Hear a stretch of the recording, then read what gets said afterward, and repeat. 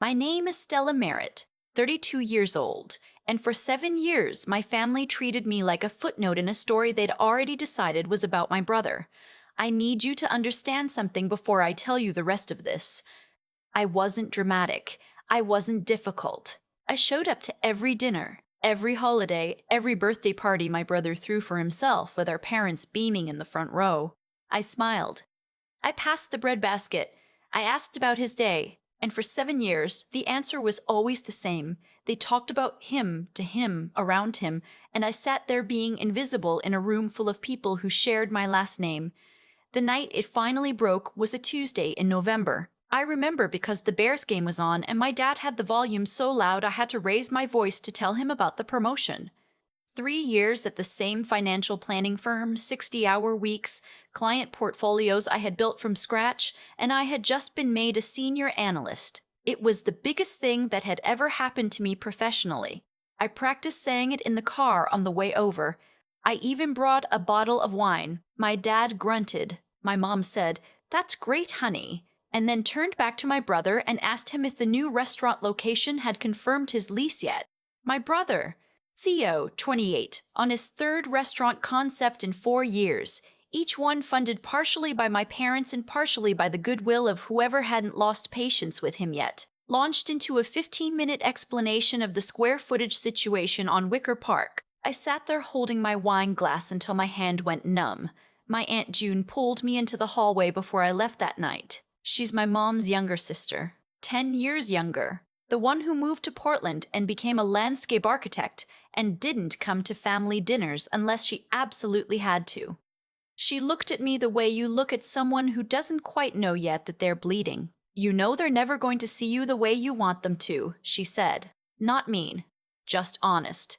The way people are when they've been watching something for a long time from the outside.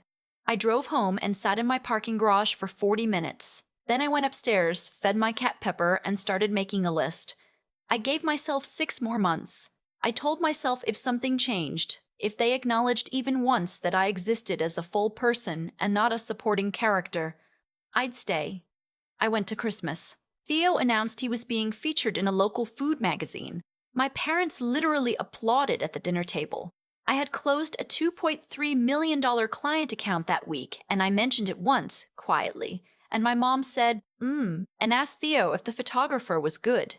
I left on January 3rd, packed what fit in my Civic, gave my notice at my apartment, and took the job I'd been offered in Denver 6 months earlier, and had turned down because I didn't want to move away from family.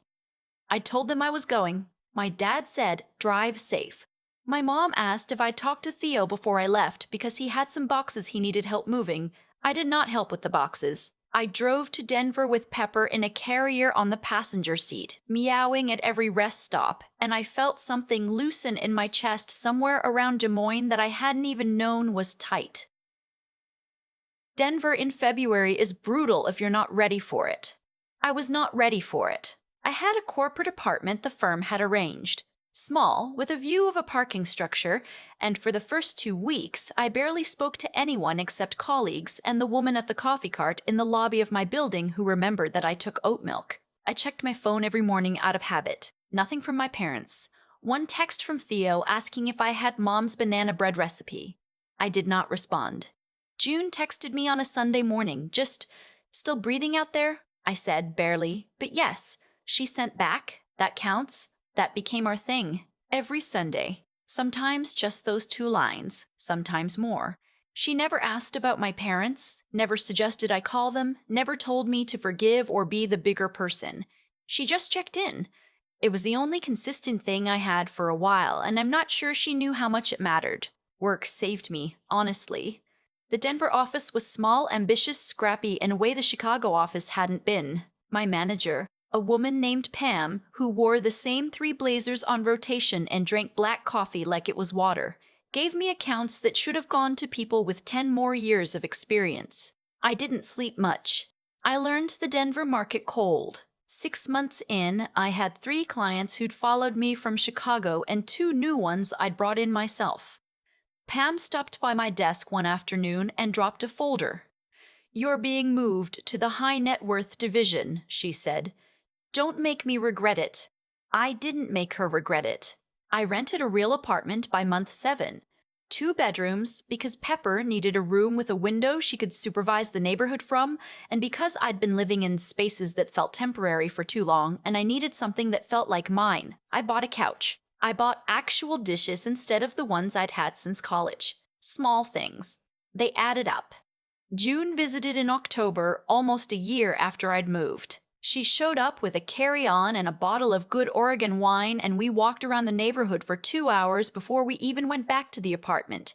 She looked at my new couch and my real dishes and the framed print I'd hung over the fireplace, and she said, "Good, you're building something." Not congratulations, exactly. More like an acknowledgement. Like she was checking a box she'd been waiting to check. I told her I hadn't heard from my parents in 9 months. She nodded. "Your mom asked me about you twice," she said. I told her you were fine and that she should call you herself. Pause. She didn't. Of course she didn't. Of course she didn't. Of course, June agreed and poured us both more wine. Year 2, I made associate director. The title came with a salary that made me legitimately stop and look at the number twice when the offer letter came through. I called Pam into a conference room because I thought there was an error.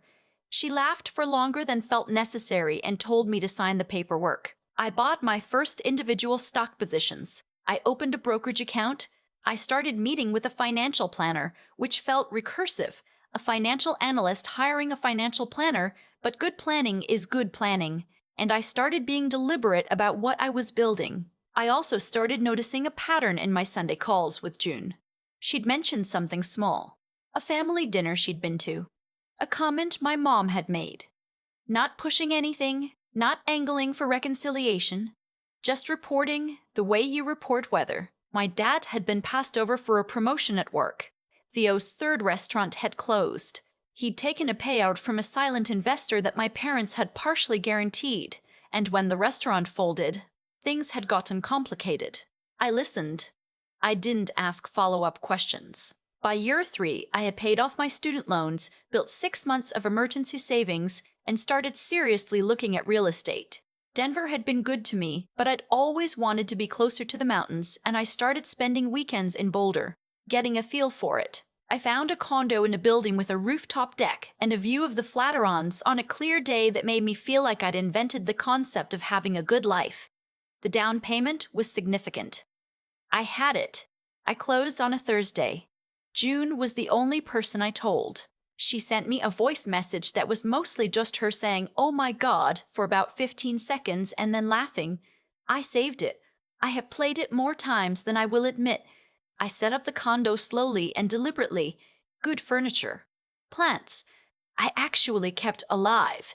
A coffee setup that my coworker Marcus said was genuinely intimidating. Pepper immediately claimed the window seat with the mountain view and never looked at the rest of the apartment again. June came to see it in the spring. I gave her the full tour. The custom shelving I'd had installed, the office corner with the standing desk, the rooftop deck where we opened a bottle of champagne at 7 in the morning because that felt correct. She leaned on the railing looking out at the mountains and said, "Your mom would lose her mind if she saw this." "I know," I said. "I didn't mean it as a compliment," she said. "I meant she'd feel guilty, which she should." 2 weeks later, June posted a photo on her Instagram. She's not a big social media person. She posts maybe twice a month, mostly plants and hiking trails and the occasional sunset.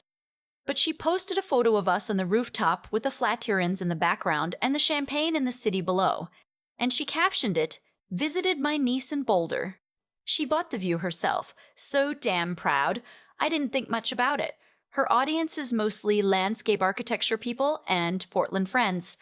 I liked the post and went back to my morning. By Wednesday, it had reached my mom's sister Carol, who follows June for reasons I've never fully understood, and by Thursday, my mom had called June 3 times.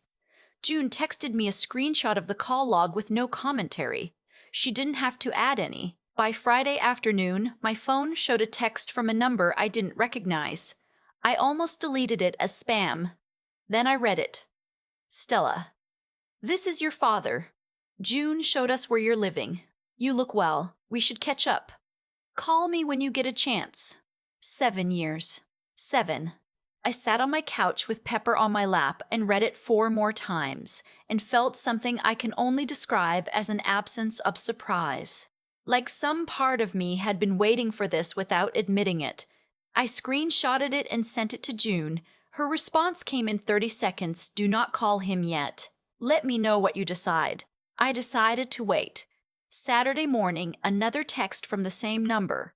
Mom and I have been thinking about you a lot lately. We'd love to reconnect. So much has happened. I thought about the banana bread text. About the Bears game? About my mom turning back to Theo before I'd finished my sentence. About driving out of Chicago at 6 in the morning with my cat in a car full of boxes and not a single person standing in the driveway. I did not text back. Sunday, June called instead of texting. I picked up immediately. Theo's situation is worse than I made it sound, she said, and something in her voice told me this was not the Sunday weather report. This was real news. The investor he had is suing for the guaranteed amount. Your parents co-signed. The number is significant. I asked how significant. She told me. I stared at the Flatirons. Your dad is going to ask you for money, she said. I don't know when, but he's going to. I wanted you to know before he does. How much of this is Theo's actual situation versus them coming to me because they saw the photo? Silence. The situation was already there, she said carefully. The photo is why they think you're the solution. There it was. Monday morning, I got an email from my dad's personal account. Not his work email. His personal one, which he had apparently set up at some point and which I had never had. The subject line was, checking in. 3 paragraphs about how much they missed me, how time passes so fast, how they'd been bad at staying in touch. Then 1 paragraph about Theo's situation. They were facing a potential judgment of $47,000 tied to the co-signed obligation. Things were tight. They knew I was doing well. They hoped we could talk. I forwarded it to June. She called me back in 10 minutes. Don't answer yet, she said. Not in writing, not by phone, not until you decide what you actually want to do. I already know what I want to do. I know, she said. But make sure you know why. I spent that week doing something I should probably have done a long time ago. I wrote down the timeline, not to send to anyone, not to make a case, just for me. Every year, what happened? Year 1, after Denver, they deleted my contact information at some point, because when I tried to send a group holiday message that December, it bounced back. I called my mom's landline from a new number once in year 2, just to hear her voice. She'd answered. When I said it was me, she'd said, "Oh," 1 syllable. Then, "Hold on, your father's trying to reach Theo about something." Put me on hold. I hung up after 4 minutes. Year 3, I'd sent a card for my dad's birthday. It had not been acknowledged. That was the last thing I'd sent. That was the timeline.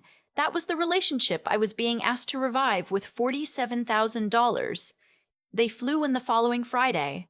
I found out from June because my dad had texted her the flight information, apparently expecting her to relay it, which she did, with the addition of, I didn't invite them. Just reporting. 3 of them. My parents and Theo. I knew they were coming. I did not move the condo. They showed up at my building at 11 in the morning on a Saturday. I had buzzed them up because I wanted to do this on my terms, in my space, on my ground. My dad looked older. My mom was carrying a tote bag with a bottle of wine in it, the universal language of adults who need something. Theo was looking at the lobby ceiling like he was appraising it. Stella, my dad said, and opened his arms. I shook his hand. It was not planned. It just happened. They came upstairs. My mom made sounds about the condo that were somewhere between admiration and calculation. Theo walked directly to the window and looked out at the mountains and said, "This is sick. What did you pay for this?" I did not answer. I told them to sit down. "We've missed you," my mom said. She was working on her expression the way you work on a math problem. "I'm going to skip past the part where we pretend this is a social visit," I said. "I got Dad's email. I know about the judgment. Tell me what you're here to ask for." My dad looked like he wanted to take a different route to this conversation. He tried briefly. We thought maybe we could have some time first, reconnect Dad. He stopped. $47,000, he said, as a loan. Obviously as a loan. We pay it back. I looked at Theo. Your name is on the cosign, too. Theo shrugged. I'd pay my share back. The business had one bad year. It was your third concept in 4 years? The market was rough. I nodded, kept looking at him. Do you remember the night I came to dinner and told Mom and Dad about my promotion, the senior analyst position? He thought about it. Vaguely. You talked about your restaurant lease for 15 minutes. Nobody asked me a single question about my promotion, not one. He blinked. I don't really see what that has to do with I'm getting there. I turned to my parents. Year 1 after I moved. I sent a holiday card. No response. Year 2. I called Mom's landline. She put me on hold while Dad was trying to reach Theo. I waited 4 minutes and hung up. Year 3. Dad's birthday card. Nothing. I paused. I want you to understand something. I'm not telling you this to be cruel. I'm telling you this because you flew here expecting me to be a resource. And I want you to understand what that means, given the timeline. My mom started to say, we were hurt when you left without. I told you I was leaving. Dad said to drive safe. Mom asked me to help Theo with boxes. Silence. We made mistakes, my dad said quietly. Yes, I said. You did. Theo leaned forward. Okay, but we're here now. We're trying. 47,000 is not nothing, but it's not going to break you, Stella. Look at this place. And there it was. The number that mattered to them was in square footage and mountain views, not in years or phone calls or birthday cards. I'm not going to loan you the money, I said. My mom's face went somewhere complicated. You'd let your brother face a judgment. Yes. After everything we did for you growing up. Mom, I need you to hear this. The reason I'm able to live here, to have built what I've built, is because I left. I left and I stopped waiting for your validation, and I built something without any help from any of you. You didn't fund my career. You didn't co-sign anything for me. You didn't call when I made director. I stood up. I think you should go. My dad stood first. You'll regret this. I don't think I will. Theo on his way to the door. Karma has a way of coming back around. I genuinely hope so, I said. My mom paused at the door and looked at me with something on her face that might have been the beginning of understanding or might have been a last attempt to find a lever that would move me. You're your family, she said. I know, I said. Goodbye. I locked the door. Pepper came out from the bedroom where she'd been hiding, which is how cats vote, and sat in the middle of the living room looking at me. I sat down on the floor next to her and just breathed for a minute. Then I texted June. They asked. I said no. They're gone. She called me in 30 seconds. Are you okay? I'm better than okay. She exhaled. The long kind, the kind that's been held in for a while. Good. Tell me everything. I told her everything. The weeks after were quiet in the way that follows something loud. My dad sent 2 emails. I archived them without reading past the subject lines. My mom tried my work number, which I had never given her, which meant she'd looked it up. I found out from our front desk, who took a message I never returned. Theo went the digital route. A Facebook message, an Instagram DM, a LinkedIn connection request I declined with what I felt was appropriate irony. June forwarded me a message from the family group chat she was still in. My mom had posted, tried to reconnect with Stella. She's changed. Please pray for our family. 14 responses. My Aunt Carol, sending love. My cousin, whoever. Family is everything. I closed the app and did not open it again. What actually happened next took about 8 months to fully land. The judgment went through. My parents had to liquidate their investment accounts, not enormous but real, to cover their share of the cosign debt. Theo filed for personal bankruptcy protection, Chapter 13, which meant a repayment plan rather than liquidation, but it also meant his credit was effectively frozen for years. My parents had been planning to downsize when they retired. That timeline moved up significantly. They sold the house I grew up in, the one with the backyard my dad had maintained obsessively for 25 years, and moved into a 2-bedroom condo 20 minutes away. Smaller, less. A different wife than the one they planned. June told me this in pieces over several months, not as a report card, not as told you so, just news. I listened. I didn't feel triumphant exactly. I felt something more like gravity, the sense of things settling into the shape they were always going to take. Pepper got a diagnosis that year that required 2 surgeries and a medication regimen that cost more per month than some people's car payments. I paid it without thinking twice. That's what building something is for. I got a call from Pam in the fall. She was leaving to start her own advisory firm, and she wanted me to come with her as a founding partner. Not an employee, a partner. I said yes before she'd finished the sentence. June visited in December. We did the rooftop again. Same champagne, same view. She looked older, a little, the way people do when a year has had some weight to it. She told me she'd run into my mom at a family thing and that my mom had asked how I was. June had told her I was thriving. That was the whole exchange. Does she understand what happened? I asked. June thought about it. She understands that you said no. I don't know if she understands why. I looked at the mountains. I thought about the Bears game and the pass bread basket and 7 years of Tuesday dinners where I drove 40 minutes in traffic to eat chicken casserole and be invisible. I thought about the parking garage in Chicago and the 40 minutes I sat there. I thought about Des Moines and whatever loosened in my chest and never got tight again. I think that's okay, I said. She doesn't have to understand. I do. June raised her glass. I raised mine. There's something they don't tell you about building a life without your family's approval, which is that it doesn't get easier so much as it gets quieter. The noise fades. The need for the validation you never got. That fades too, slowly.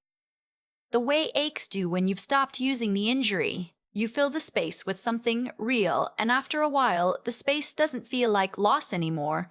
It feels like room. I choose who I let in now. Not by blood. By what they've shown me when I had nothing to offer them. June showed up when I was nobody. She sent those Sunday texts and asked for nothing back. She told me the truth without making me feel like a tragedy about it. That's the only kind of family I'm interested in. Pepper is on the window seat. The Flatterns are out there doing what they do. My name is on the firm's website now, right next to Pam's, and when I look at it, I feel something I spent 7 years at a dinner table trying to get from other people. I don't need them to see it. I see it. I've thought a lot about what actually happened in that living room when my dad said, "You'll regret this," on his way out the door. He said it the way people say things they've already decided are true, like the outcome was already written and I just hadn't read far enough ahead. But here's what I've come to understand. The outcomes in our lives are written by what we do quietly, consistently, when nobody's watching and nobody's clapping. Not by one dramatic moment at a door. My dad and my mom made choices for years. Small ones, mostly. Turning back to Theo mid-sentence. Not returning a birthday card. Putting me on hold. None of those felt like big decisions in the moment, I'm sure. They probably didn't feel like decisions at all, but they added up to something. They always add up to something. That's not punishment from anywhere outside. That's just the math of how trust and relationships actually work. You subtract from something long enough, eventually there's nothing left to draw on, and I made choices too. I drove to Denver instead of staying and shrinking. I took the harder job when the easier one would have been comfortable. I called June back every Sunday, even when I didn't have much to say. I built the kind of discipline that doesn't announce itself. It just shows up at 6 in the morning and does the work. Those choices added up too, in the other direction. What I want to say to anyone sitting in a parking garage right now, or driving away from something that used to feel like home, is that the intelligence you need isn't the kind that gets you good grades or impresses people in meetings. It's the kind that helps you see clearly what's actually happening around you. Who shows up, who doesn't, who tells you the truth without needing anything from you in return. June had that kind of intelligence. She saw what was happening in my family long before I was ready to name it, and she never once used that to make herself feel superior. She just stayed steady and told me the truth and let me figure out the rest myself.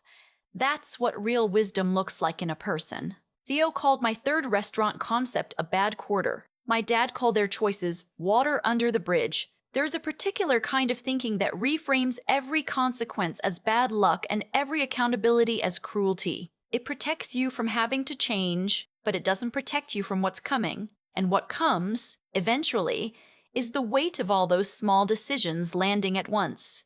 That's not cruelty either. That's just reality finishing its sentence. I think about the version of me that stayed, that kept driving 40 minutes in traffic to be invisible at dinner, that kept waiting for the moment they'd finally turn and see me.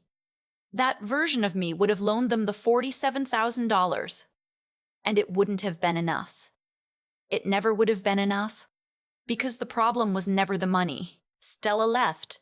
Stella built something, not to prove a point. She didn't even know anyone was watching.